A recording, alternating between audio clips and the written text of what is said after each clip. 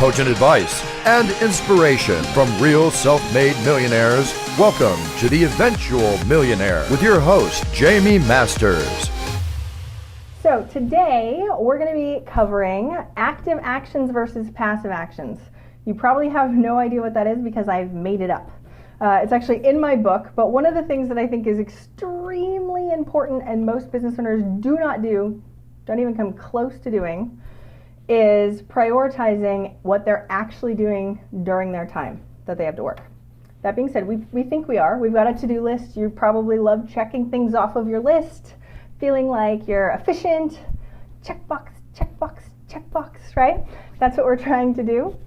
But the biggest thing is knowing in advance what is actually important to your end goal and your end result. So that's what we're talking about today. Let me know your first name as you come through, where you're from, all that fun stuff. We're going to be doing a lot more live in the future, so I'm really excited about that. Hopefully you are too. Go live. All right, I was just on Periscope a minute ago and we had some crazy people, so I'm hoping Facebook Live will be a little bit more toned down on the crazy references, like show me your feet, which was very interesting, but not really potent.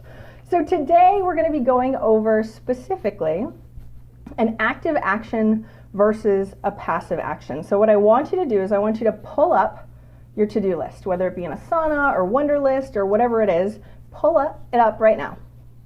Because right now I am, hey Laria, right now I am a distraction for you. So most likely you were trying to get something else done and it didn't work out so well.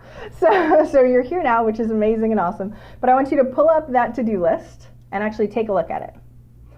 And let me know in the comments, by the way, what specific to-do list software you use, because it'll be helpful for me for later. Okay, so pull that up. I have a feeling that most of the things on your list are passive actions. So don't change anything, but I want you to actually go through this list and I'm going to describe to you what an active action is versus a passive one. And I want you to see which ones are which, okay? So an active action is one that aligns with whatever that goal is that you want, okay? For example, I have a goal to make $1 million this year, or whatever it is.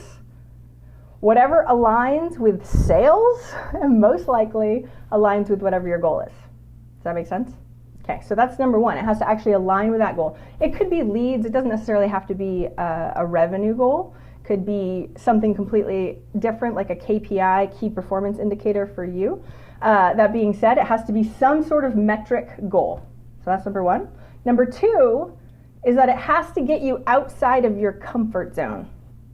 Push you. Most entrepreneurs will stay in our little huddle and be like, all is well in the world as long as I don't look out, right? But what we want to do is really want to push yourself outside your comfort zone. So if it's a sales goal and you're like, I need to sell this many, challenge yourself and try and sell double or do as many more phone calls or whatever it is. So that's an active action. And I actually make my clients decide before the week begins what their active actions are, usually 3 to 5 for the week. We're not going crazy here. We want them done by the end of the week, okay? Does that make sense to everyone so far? Yay. Okay, so when we're looking at passive actions, this is like everything else. Even if you think that they're important or urgent, right? Something's broken and you have to fix it, that's still most likely a passive action. Updating plugins on your website, passive action, right? So going through and trying to figure out what specifically on your list is an active action versus a passive action, hugely important, because we do not do this typically as entrepreneurs. We'll just have our big old list and we think we know what's important. Or somebody tells us a deadline and we think that that is now important. But most of the time those deadlines are external to us. So the people that say, oh, I need this by this date and this time, doesn't necessarily mean that that is the most important thing for you to do. You're just like, well, I have to get it by this date and time because that's what they said so.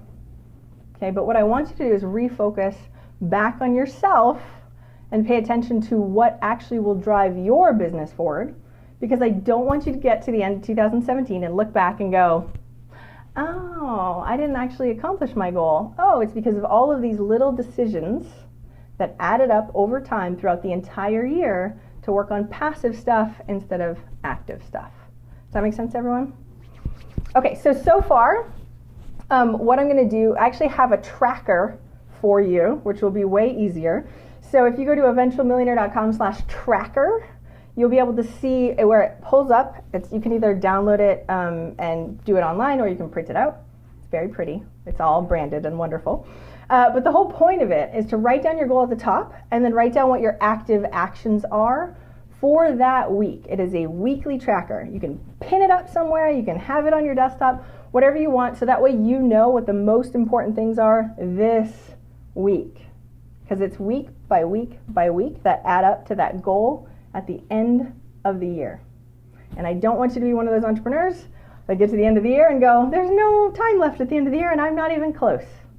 Okay? And we need to start doing this in January and then create whatever that system is to make sure that you're doing it every single week. So either have an accountability buddy where you guys share your active actions.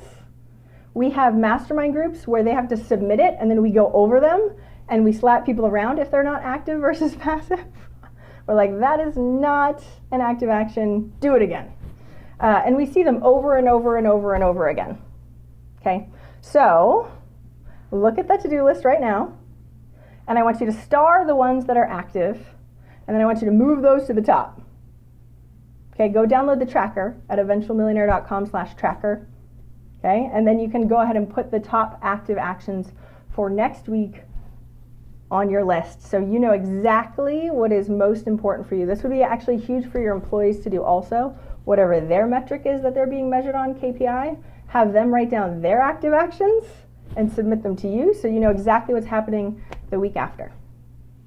I hope that makes sense to everybody. I hope it changes and shifts the way that you look at your big old to-do list where you have 1,000 things, because it never ends. You will never get it all done. There will always be something more. That's the life we live and we choose and we love. So I hope you have a fantastic, amazing day. This is also going to go on the podcast. Let me know if you have any questions, if you want examples or anything like that as far as active actions go. You can also learn more in the book, but otherwise just ask me. I'm here for you guys. I hope you have a fantastic day and we will chat again very, very soon.